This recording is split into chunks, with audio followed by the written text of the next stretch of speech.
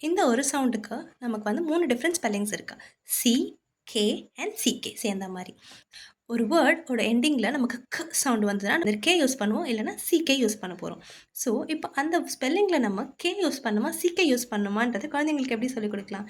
இந்த milk drug rule வச்சு சொல்லிக் குடுக்கலாம்.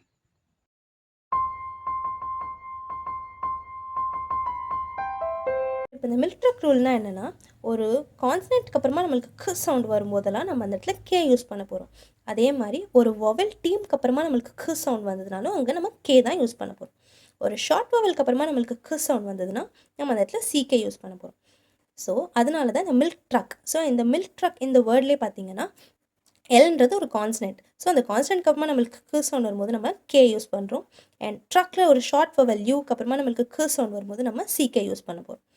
மில்க், ஷார்க், டஸ்க் இதுலலாம் நம்மளுக்கு ஒரு கான்ஸ்டன்ட்க்கு அப்புறமா சவுண்ட் வருது. ஸோ, நம்ம அதில் கே யூஸ் பண்ணுறோம்.